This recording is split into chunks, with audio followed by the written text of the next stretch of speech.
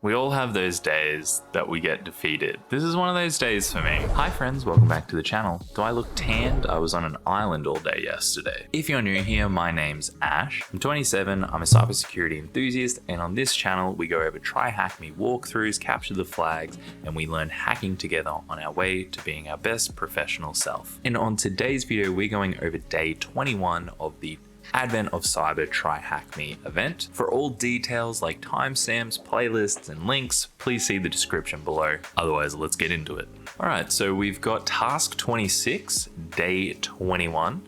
Couple days behind, don't judge me. So we're up to MQTT. So we're still in the red team and we're still sort of in this hardware related area. And this time we're going over something to do with the webcam that was attached. I'm going to boot up the virtual machine. So we've got, after investigating the web camera implant through the hardware and firmware reverse engineering, we've been tasked with identifying and exploiting any known vulnerabilities with the webcam. So Alf Mosquitto is confident we won't be able to compromise the web camera as it seems to be up to date, but we will investigate if the off-the-shelf exploits are even needed to take back control of the workshop. So we have another walkthrough from the fantastic All Has Read. So let's look at what we'll be going over. We're going to be explaining the Internet of Things, the importance there, and the concern of possible danger, understanding the difference between IoT specific protocols and other network service protocols, and understanding the difference between publish/subscribe model and how to interact with the IoT devices. Then lastly, analyzing and exploiting the behavior of a vulnerable IoT device. So first up, what is the Internet of Things? So the Internet of Things, or IoT, defines a categorization of just that, things. Devices are interconnected and rely heavily on communication to achieve a device's objectives. Example of IoT include thermostats, web cameras, and smart fridges, to just name a few. While the formal definition of IoT may change depending on who is setting it, the term can best be used as a broad categorization of a device that sends and receives data to communicate with other devices and systems. If IoT defines such an extensive categorization of devices with varying capabilities and objectives, what makes them important or warrants that we study them? While several justifiable reasons exist to study IoT, we will address three possible answers. 1. IoT categorizes unique devices, like smart fridges, that don't match other categories such as mobile devices. IoT devices tend to be lightweight, which means that the device's functionalities and features are limited to only essentials. Because of their lightweight nature, modern features may be left out or overlooked, one of the most concerning being security. While we live in a modern era of security, it may still be considered secondary, which is why it is not included in core functionality. Second, devices are interconnected and often involve no human interaction. Think of authentication, in which a human uses a password for security. These devices might not only be designed to communicate data effectively, but also negotiate a secure means of communication such that human interaction is not required. Example, using a password. Third, devices are designed to all be interconnected. So if a device A is using X protocol and device B is using Y protocol, it presents a significant problem in compatibility. The same concept can be applied to security, where devices are incompatible but could fall back to insecure communication. Remember, security is often thought of as secondary. So not ensuring a device can securely communicate with other devices may be a fatal weakness that is overlooked or deemed less important. So the next section will cover how IoT functionality from protocols and study examples of how devices may or may not address flaws proposed above. Next up, introduction of IoT protocols. So an IT protocol categorizes any protocol used by an IoT device for machine-to-machine, machine-to-gateway, or machine-to-cloud communication. As previously defined, an IoT device sends and receives data to communicate with other devices and systems. With this in mind, an IoT protocol's objective should be efficient, reliable, and secure data communication. We can break up IoT protocols into two types: an IoT data protocol, and an IoT network protocol. These types may be deceiving in their names as both are used to communicate. However, they differentiate is how and where the communication occurs. At a glance, an IoT data protocol commonly relies on TCP, IP. At a glance, an IoT data protocol commonly relies on the TCP IP model, and an IoT network protocol relies on wireless technology for communication. We will continue expanding on the purpose of these protocol types below. Let's break down an IoT data protocol into concepts that may be more familiar to us. An IoT data protocol is akin to common network services you may use or interact with daily, such as HTTP, SMB, FTP, and others. In fact, HTTP can be used as the backbone for other IoT protocols or as an IoT data protocol itself. IoT network or wireless protocol still maintains the same goals as data protocols, that is, data communication, but it achieves it differently. Rather than relying on traditional TCP protocols, these protocols use wireless technology such as Wi-Fi, Bluetooth, Zigbee, and Z-Wave to transfer data and communicate between entities. Throughout this task, we will focus on the former category of protocols and how they interact with IoT devices. So then let's dive deeper into IoT data protocols and what makes them, well, a data protocol. Next is messaging protocols and middleware. So because data communication is the primary objective of IoT data protocols, they commonly take the form of a messaging protocol. That is, the protocol facilitates the sending and receiving of a message or payload between parties. Messaging protocols communicate between two devices through an independent middleware or by negotiating a communication method amongst themselves. Devices commonly use middleware because they must be lightweight and efficient. For example, an IoT device may not support a more robust protocol, such as HTTP. A server is placed in the middle of the two clients who want to communicate to translate the communication method to a means both devices can understand given their technology. So recall how we mentioned that the compatibility of device protocols could be a problem? Middleware fixes some of the associated issues, but may still be unable to translate all communications. Below is a brief synopsis of popular messaging protocols used by IoT devices. So we have the first four as middleware for MQTT, message queuing telemetry transport, and that was the acronym for this room, so I assume that's what we'll be looking at. And that's a lightweight protocol that relies on a publish/subscribe model to send or receive messages. Then we have CoAP, Constrained Application Protocol, translates HTTP communication to a usable communication medium for lightweight devices. AMQP, Advanced Message Queuing Protocol, acts as a transactional protocol to receive, queue, and store messages or payloads between devices. We have DDDS, Data Distribution Service, a scalable protocol that relies on a publish/subscribe model to send or receive messages, so pretty much the same as MQTT. Then we have HTTP, WebSocket, which are both device to device. So next section is functionality of a publish/subscribe model. So messaging protocols commonly use a publish/subscribe model, notably the MQTT protocol. The model relies on a broker to negotiate published messages and subscription queries. Let's first look at a diagram of this process and then break it down further. So we have the publisher on the left, subscriber on the right, and between the publisher and the broker, there's the message, and then the broker sends the message on, and then the subscriber sends back looking for messages. So based on the diagram above, a publisher sends the message to a broker, the broker continues relaying the message until a new message is published, and a subscriber can attempt to connect to a broker and receive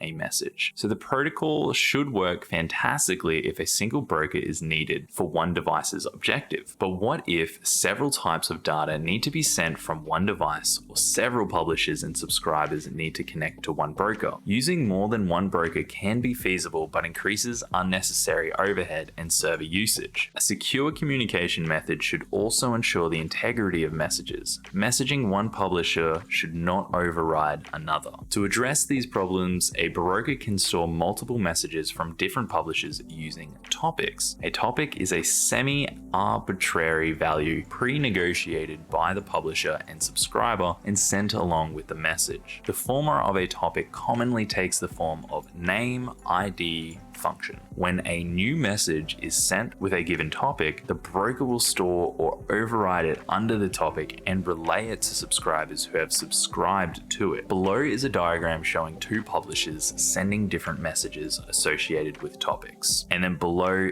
is a diagram of several subscribers receiving messages from separate topics of a broker. So it's the same as here. We've now just added these topics.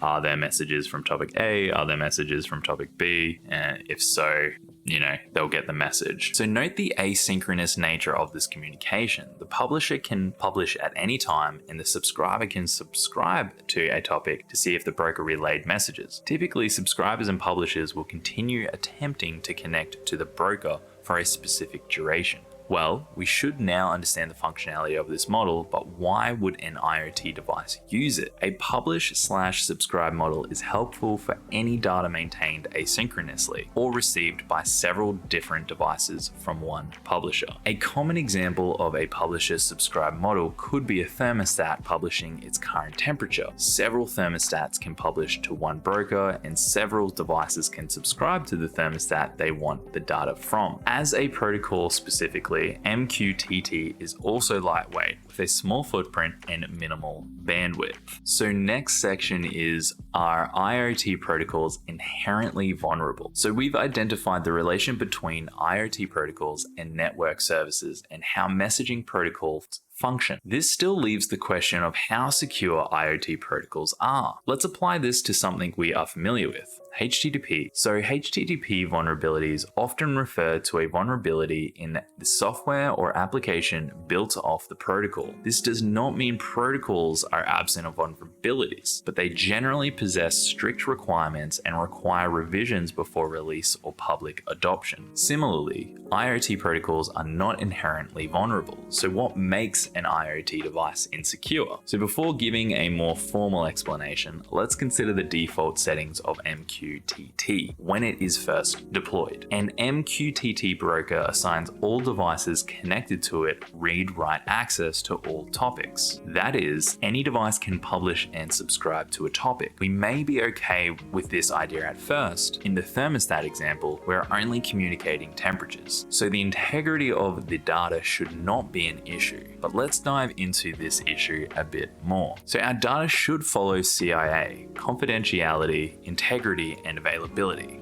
Best practices as closely as possible. That is, data should not be read or manipulated by unauthorized sources and should be accessible to authorized users. Following best practices, authentication and authorization should be implemented to prevent potential bad actors from compromising any principle of the CIA triad. What is the risk to IoT devices if best practices are not considered? Risk is almost solely dependent on the behavior of a device. Let's say a device trusts an MQTT publisher and passes data or commands to perform actions affecting the device's settings. An attacker could send a malicious message to perform unintended actions. For example, a thermostat sends a message with a specific format to a broker, and a subscriber passes the message and changes the temperature. An attacker could send their message outside of the intended application, like a mobile app, to modify the device's temperature. Although this example may seem modest, imagine the impact this could have on other devices with consequences or critical devices, which are essential to function of a society and/or economy. To recap, an MQTT instance may be insecure due to improper data regulation best practices. An instance may be vulnerable if the device's behavior allows an attacker to perform malicious actions from expected interaction.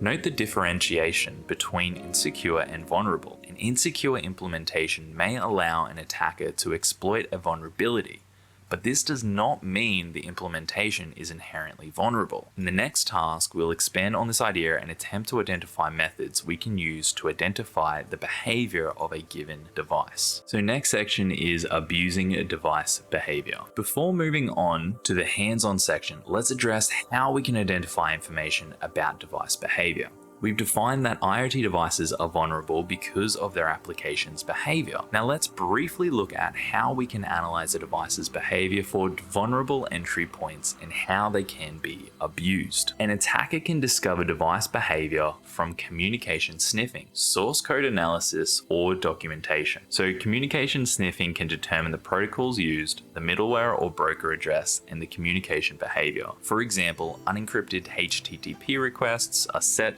to a central server, which are then translated to CoAP packets. We can observe the HTTP packets and look for topics or message formats that vendors should hide, example settings, commands, etc., to interact with the device. Source code analysis can give you direct insight into how a device passes sent data and how it's being used. Analysts can further identify similar information to communication sniffing, but may act as a more reliable and definite source of information. Documentation provides you with a clear understanding of standard functionality of a device or endpoint. A disadvantage of only using documentation as a means of identification is it may leave out sensitive payloads, topics, or other information that is not ordinarily relevant to an end user that we as attackers want. Once a behavior is identified, we can use clients to interact with devices and send malicious messages or payloads. To cement this concept, let's go back to the thermostat example and see how an attacker may attempt to control the device. Most IoT devices have a device ID that they use to identify themselves to other devices, and that other devices can use to identify the target device. Devices must exchange this device ID before any other communication can occur. In the case of MQTT, a device ID is commonly exchanged by publishing a message containing the device ID to a pre-known topic that anyone can subscribe to.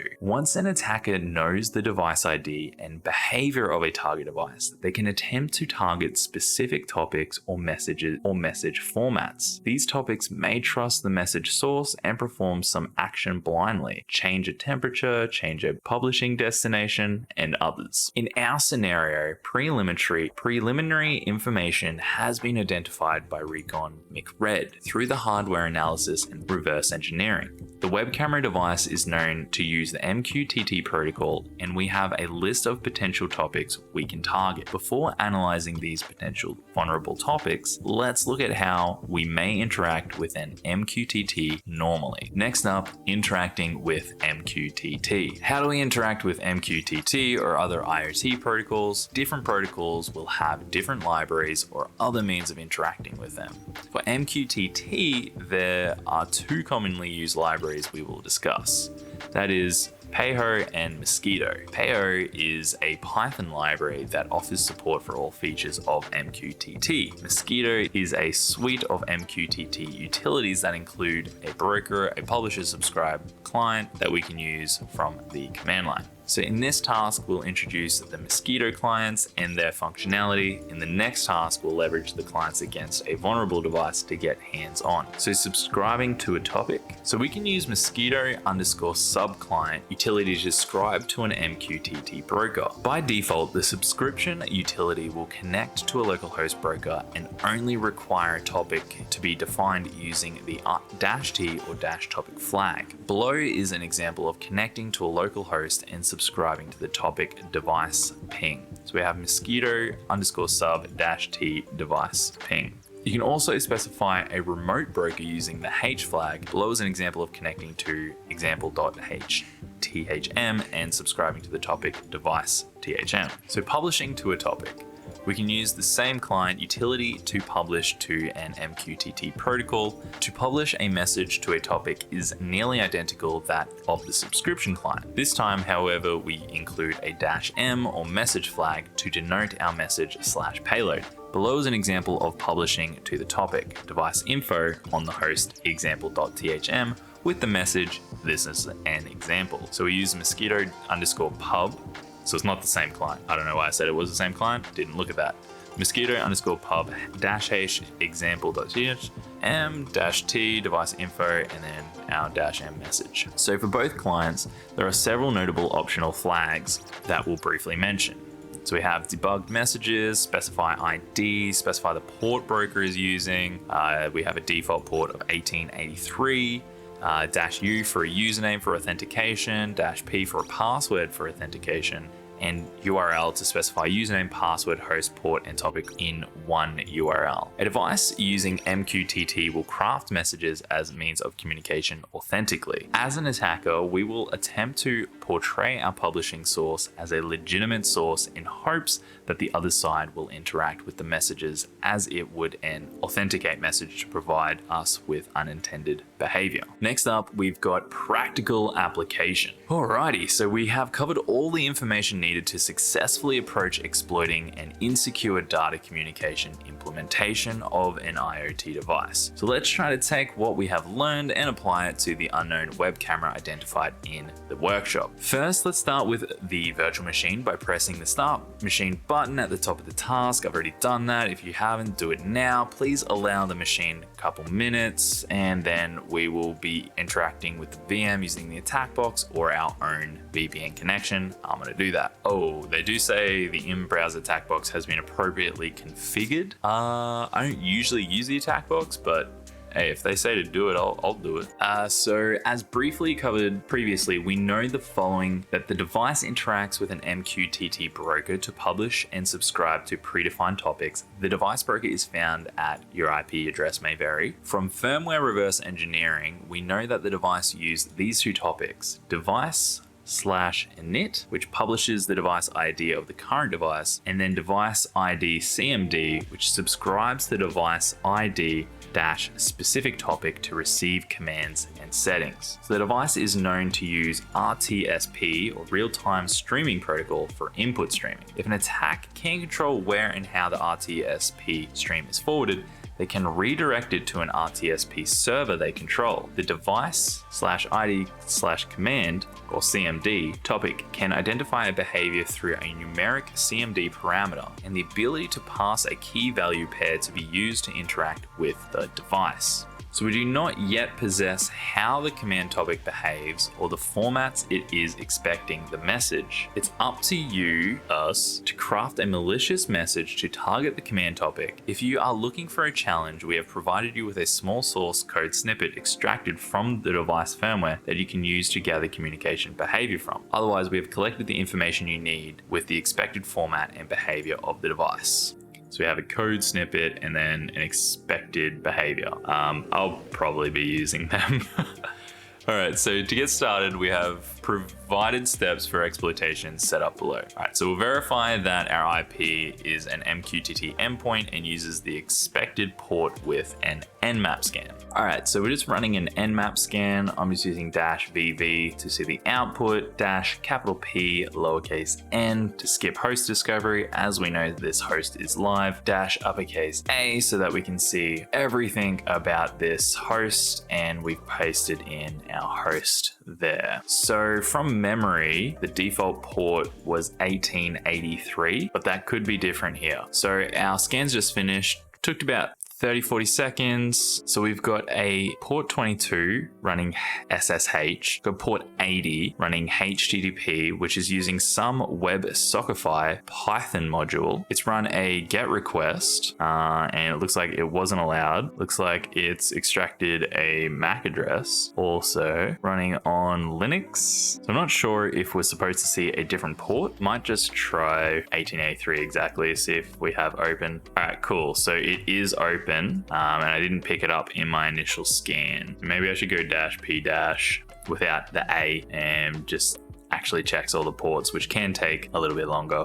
So I'm just going to tackle the first question. What port is Mosquitto running on? And it's just running the default that I already checked, which is 1883. So we've got, is the device/init topic enumerated by Nmap during a script scan of all ports? So that's currently what's taking a little bit of time. Let's try and speed this up because I know that it is on this one port. We don't really need to do all the other ports. So let's just just target this one port with -A for all and see if we can see this device init topic. Okay, so that didn't take too long at all, 10-20 seconds if that. So we've got our open Mosquitto on version 1619, and the next question is what Mosquitto version is the device running? So we'll just quickly pop that in, and then back to this question, we have a subscribe, we have topics and their most recent payloads. Oh, there we go. We have a device init, and we have this, so yes. Okay, so are we going to use this? I'm just going to quickly save this. So the last question is what flags obtained from viewing the RTSP stream? All right, so let's continue on our task. We've got, let's use Mosquitto sub to subscribe to the device init topic to enumerate the device and obtain the device ID. So we're using Mosquitto sub -t, and this time it's device init.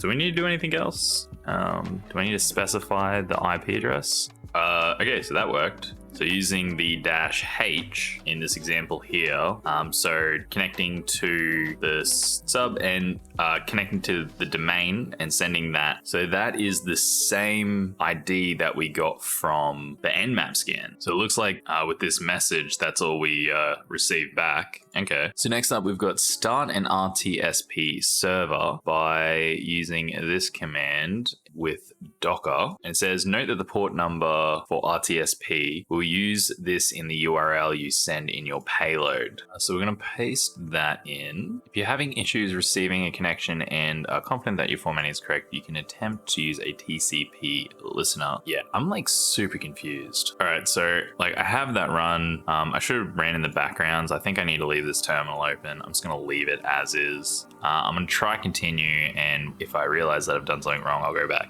So Mosquitto_pub to publish your payload to the device ID topic. Recall that your URL must use the attack box IP address or respective interface for your address if you're using the VPN. So Mosquitto_publish your payload to the device ID CMD. So if we go back up to our example, we had the -h, which we'll put in our IP address of the remote system, -t of the device init.